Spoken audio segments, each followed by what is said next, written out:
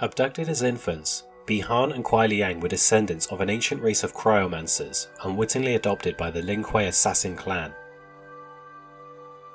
When Bi-Han was murdered during the Mortal Kombat tournament by the Spectre Scorpion, Kuai Liang travelled to Outworld in hopes of avenging his fallen brother, whilst taking up the Elder's fallen mantle of Sub-Zero.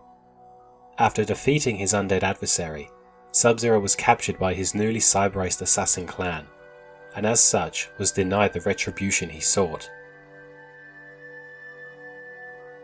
With his mind and body horrifically transformed into a heartless machine, Kuai Liang was eventually freed from his enslaving protocols by his fellow Earthrealmers. In return, he assisted in the fight against the invading Outworld Emperor Shao Kahn, though his life would ultimately end at the resurrected hands of Sindel. After this time, his soul was stolen and he was corrupted into an undead servant in service to the sorcerer Quan Chi and the fallen elder god Shinnok. After serving his new masters for years, he was eventually freed and restored to human form thanks to the aid of the Thunder God, Raiden, and the assistance of the Special Forces. Racked with guilt for all the death and destruction he had caused, Kuai Liang sought out to destroy his mechanized comrades and reform his old clan with the revitalized purpose of protecting Earthrealm from otherworldly threats. After the Cyber Lin Kuei's destruction, Sub-Zero became the Grand Master of the new honor-bound Lin Kuei and was able to finally bury the hatchet with Scorpion, and would later prove vital in the instruction and maturing in Earth's next generation of defenders.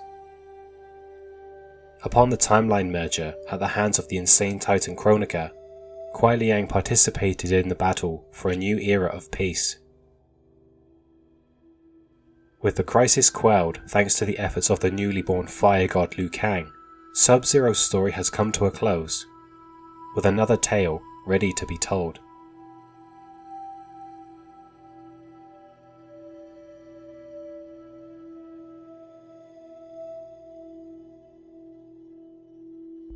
Born during the waning years of the Galactic Republic, Obi-Wan Kenobi was the final apprentice to the esteemed Jedi Master Qui-Gon Jinn. In 32 BBY, the pair were involved in the Naboo crisis and the discovery of Anakin Skywalker, the chosen one of prophecy. Amidst the events, the duo were confronted by the Sith assassin Darth Maul. During their fateful duel, Jinn was defeated by Maul, yet Kenobi was able to narrowly best their dark adversary on his own. As per Qui-Gon's final request, Obi-Wan promised to train Anakin so that he may one day bring balance to the Force. Kenobi spent the following decade training Skywalker and teaching him everything he knew, before they were shoehorned into military service upon the outbreak of the Clone Wars, becoming Jedi Generals. Despite their astounding reputation, their relationship would succumb to a bitter end after Anakin's fall to the dark side at the war's climax. Being one of the few survivors of the Great Jedi Purge, Kenobi confronted Skywalker on the volcanic world of Mustafar, leaving him for dead after severely crippling his oldest friend. Changing his name to Ben, Obi-Wan would retreat into exile on Skywalker's home planet of Tatooine, while he patiently watched over his son, Luke. After 19 years in hiding, Ben re-emerged to assist the Rebel Alliance and begin Luke's Jedi training. However, they would ultimately find themselves trapped upon the Imperial Space Station, the Death Star, and Kenobi was forced into a rematch with his fallen apprentice. Though he fought well, the Jedi Master was ultimately bested by the Dark Lord and vanished from the physical world after his death. Becoming one with the Force, Kenobi would periodically return as a Force spirit during times of need to advise and assist Luke. Obi-Wan Kenobi is remembered as a shining example of what it means to be a quintessential Jedi Knight, a dedicated servant of the Force's will.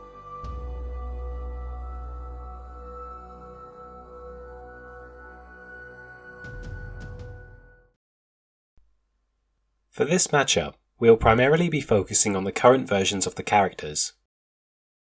For Sub-Zero, this will be his appearance in Mortal Kombat 11. For Obi-Wan, we'll be observing him during the events of Revenge of the Sith. Information from past timelines and continuities will be used so long as it does not conflict. Now let's get started on the Cryomancer and the Negotiator. Round 1.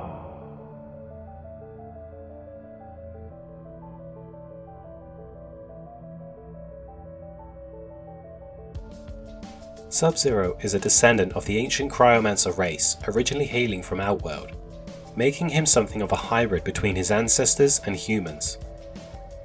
As a result, he inherited a level of superhuman physicality, a notion reinforced by the MKX comic and MK11 writer Sean Kittleson, who has mentioned that Mortal Kombat characters with some form of magic in their blood are to be considered above peak human. In many ways, Sub-Zero is a near match to his infernal counterpart, Scorpion. Strength-wise, Kuai Liang has been witnessed smashing frozen skulls and blast doors, along with ripping both people and cyborgs alike in half. Equally as fast as he was strong, Sub-Zero was capable of avoiding and dodging attacks from other humanoid enemies, including rockets that he was previously unaware of. In addition, this high level of speed allowed him to fight off and dispatch several foes at once. Finally, Sub-Zero was remarkably resilient. Kuai Liang has tanked powerful attacks from characters such as Sector and Scorpion and continued to fight with minimal penalty. He has also survived multiple stabbing wounds along with a point-blank blast from a flamethrower as well as the rage-fueled hellfire breath of Scorpion, although this did nearly result in his death. Regardless, Sub-Zero is an everlasting example of just how tough Earthrealm's warriors are. Nothing short of a debilitating blow or fatal attack is going to stop him.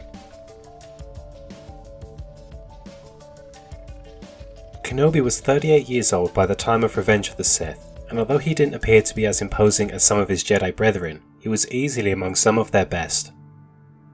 Despite his fairly unassuming muscle mass, Obi-Wan contended with the massive strength and traded blows with figures such as General Grievous, Anakin Skywalker, along with the likes of Darth Maul, Savage Opress, and Dirge. In addition, he has been shown smashing apart restraints and has been described as bending Grievous's arms like a spoon thanks to his force-imbued strength. His speed was also incredible. Already capable of moving as a blur during his apprenticeship, his force-enhanced speed ensured his ability to speed blitz scores of fodder and dispatch several enemies at once, all the while displaying after images of his weapon, which combined with his masterful use of acrobatics from his Ataru training, made for a formidable combination. He's also been witnessed dodging projectiles such as blaster bolts and rockets with minimal effort. Kenobi is also one of the most persevering Jedi the Order has ever seen. In addition to being capable of marathon-length fights and tanking several extensive beatings, the Jedi Master has fought through the effects of poisonous gases and blaster wounds. Furthermore, he's withstood massive explosions, the burning effects of white-hot shrapnel piercing his body, as well as feeling the force of having his bones being bent by his former student. Needless to say, without a fatal blow, Obi-Wan Kenobi is going to keep coming back for more and more punishment. This round was relatively easy to call, although I must admit it was closer than I had expected. Sub-Zero has enough showings of strength and perseverance to suggest that he could contend with Kenobi's force-enhanced strength and endurance. They even share some feats in regards to reaction timing. However, Obi-Wan is ultimately faster in an overall sense. While I do acknowledge the possibility of Kuai Liang being speed blitzed, I find this unlikely, as Kenobi doesn't typically resort to this sort of tactic against a lone adversary. Despite this, the Jedi Master is ultimately a match and or superior to his frozen counterpart in all physical categories. As such, the physical edge is awarded to Obi-Wan Kenobi. Round 2.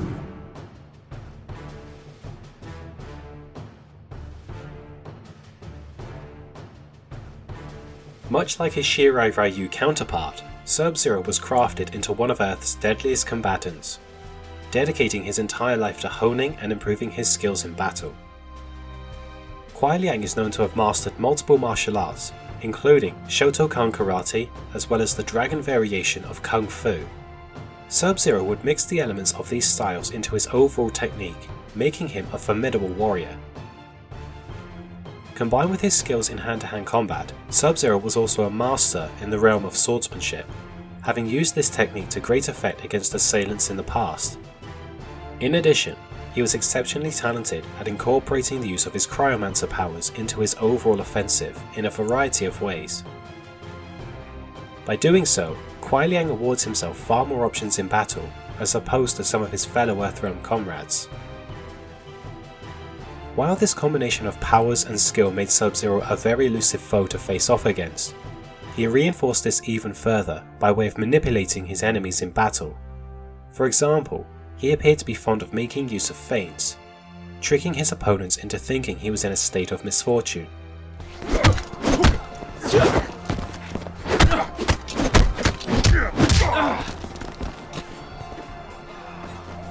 A feint. Bravo. Kung Jin, you should rally your companions rather than mock your superiors. Over the course of his career, this extensive variety of abilities has allowed Sub-Zero to face off against and even defeat several high-caliber opponents, having bested all of his previous Lin Kuei comrades, defeating the combined might of the towering Goro and Kintaro, the Soul Collective of Ermac, as well as trading victory and loss with Scorpion. Those who stand in Sub-Zero's way will feel death's cold embrace. The Negotiator is well known for his skills with the lightsaber, earning great respect from peers such as Mace Windu and Count Dooku. The former had acknowledged Kenobi as the greatest practitioner of the Surisu style, the third form of lightsaber combat.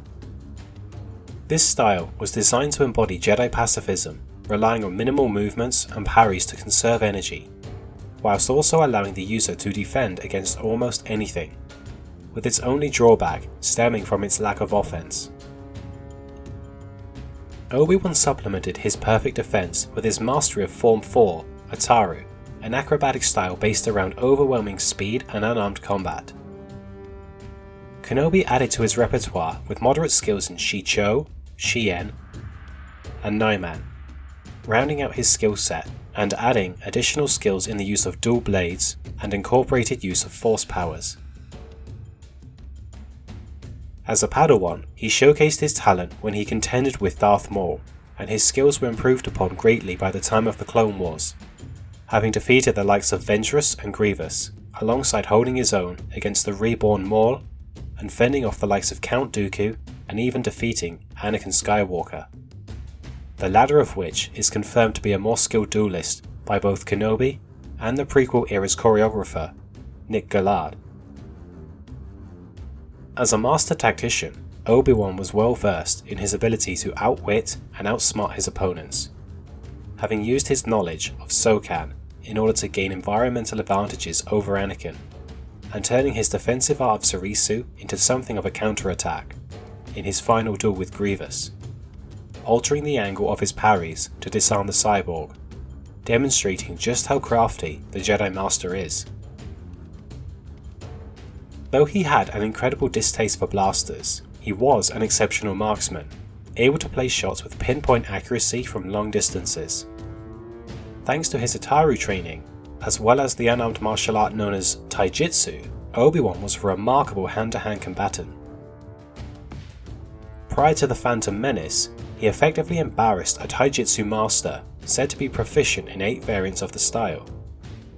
Upon becoming a Jedi Knight, he went toe-to-toe with the bounty hunter Jango Fett, who was regarded as one of the most dangerous men in the galaxy, having killed Jedi with his bare hands, and was also said to have the ability to kill Mace Windu within a second given the opportunity. Overall, Obi-Wan Kenobi is one of the finest warriors the Jedi Order has ever produced, a man of great skill and creativity. Both of these warriors have shown that they can go toe-to-toe with the best, and have demonstrated a similar affinity for their tactical proficiency, given how well they are able to take full advantage of their respective strengths. As far as a comparison of swordsmanship goes, Obi-Wan has the advantage. with better achievements and more dedication to his skills in this field. I also find it unlikely for Kuai Liang to breach his guard, and that's if his ice swords would even be able to parry a lightsaber. Hand-to-hand combat is where things get interesting. Sub-Zero may have more achievements in this field, and likely more refinement. However, the showings Kenobi has put him on a similar playing field. The Cryomancer's main advantage is how he fluidly incorporates his ice powers into his martial arts. However, Obi-Wan has gone up against opponents who are also better equipped for close-range engagements, with nothing but his bare hands. And yet he is still able to withstand, which further speaks to his skills. To put it simply, Kenobi is more well-rounded, as he is every bit as capable as a tactician, more than skilled enough to cope in a close-quarters contest, and is overall a better swordsman. The advantage in combat skill goes to Obi-Wan Kenobi. Round 3.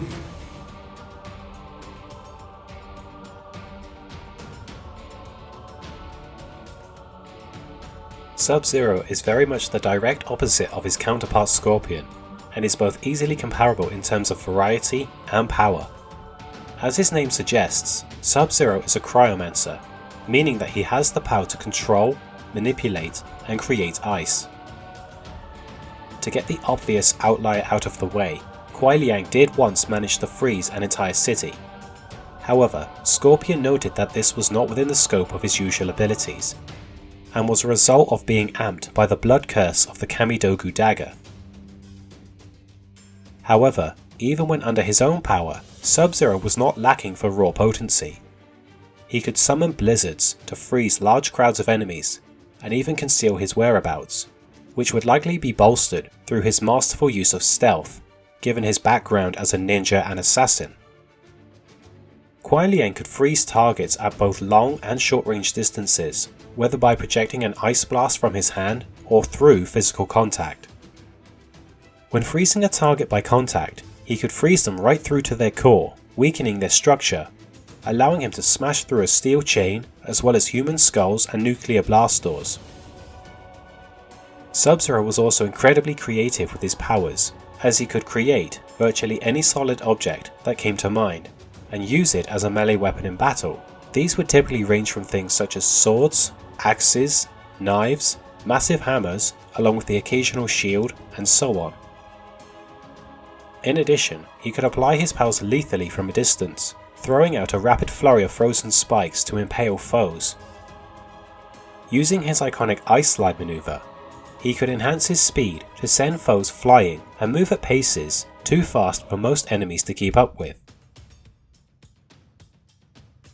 Much like Scorpion, Kuai Liang had his own form of teleportation, where he could scatter his body into frozen particles on the ground, and reform behind his opponents in an instant. In addition, the Cryomancer could use his abilities in a form of defense, having frozen a Lin Kuei cyborg to protect himself from one of Sector's rockets, as well as possessing the ability to coat himself in a layer of spikes, enhancing his durability, as well as allowing him to freeze or impale opponents. His power was easily capable of standing up to the 3000 degree heat of Sector's flamethrower, a feat he demonstrated twice, even claiming to have held back in the first instance. But most impressively, he created an ice shield that allowed him to withstand an explosion that completely destroyed a nuclear fallout shelter from the inside, with him still in it. Not only did this shield protect him from the blaze, but it also froze anyone on touch, and yet Sub-Zero did this without showing any kind of strain on his behalf, suggesting that he's capable of even greater achievements when pushed. If it wasn't already made clear, Sub-Zero is far more than a man who just throws ice at people, as he brings a vast amount of options and raw power to battle that will allow him to put pressure on virtually any opponent.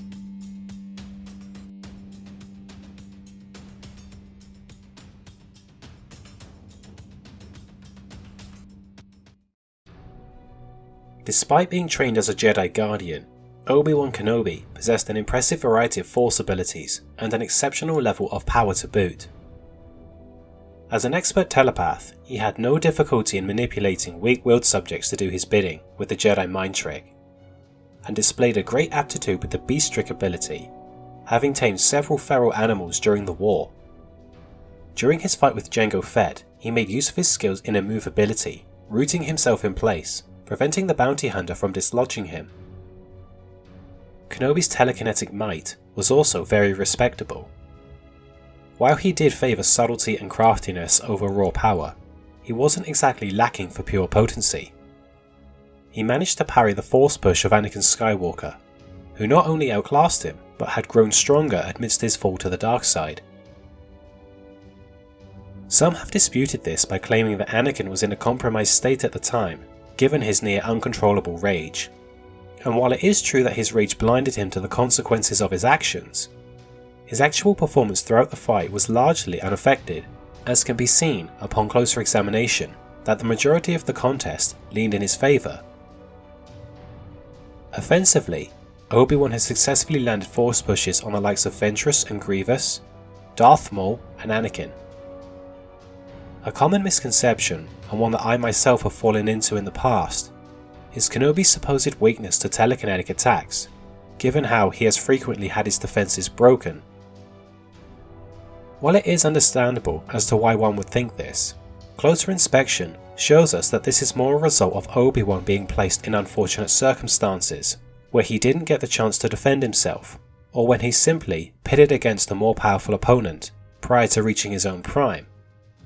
However, when given the opportunity to react, a la his penultimate fight with Dooku, or his clash with Anakin on Mustafar, he can and does adequately defend himself. He is also skillful in the use of the saber throw technique, able to snipe targets from far away distances, and he has obliterated Dirge with a destructive force repulse. Surprisingly, he made the occasional use of Force Crush, destroying Dirge's flamethrower and a pair of droids. Though given his reference for life, he never used this ability against a living target. He bolstered his defensive viability, deflecting things such as blaster bolts, fire, and loose projectiles.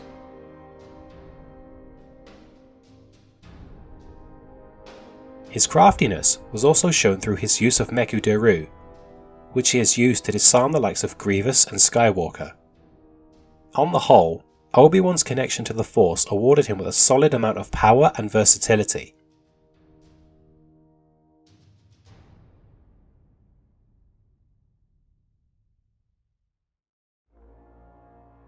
This section was the trickiest to analyse.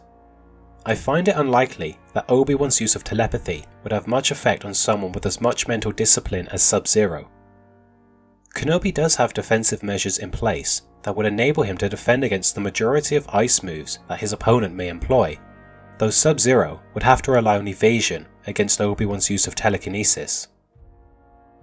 Though Kenobi is better suited to defend against his opposition, Kuai Liang is just as crafty, and even more creative in his use of Cryomancy, which ultimately grants him more offensive variety, and this will almost certainly keep Obi-Wan on his toes, given the ease in which the Cryomancer chains his abilities together.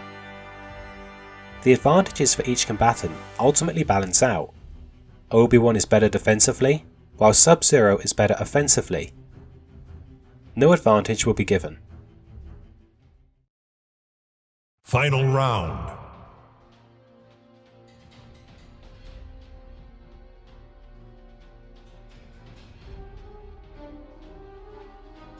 The advantage to the victor is a comfortable 8 out of 10 majority, though they will be forced to put in some considerable effort.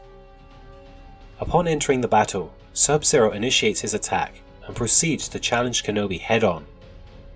Embodying his Jedi beliefs, Obi-Wan defends himself appropriately, keeping himself unharmed with his near impenetrable defense.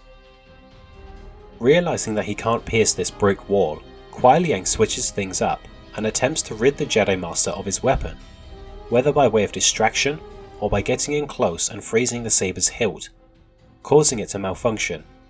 Depending on Kenobi's response, this effort may or may not succeed.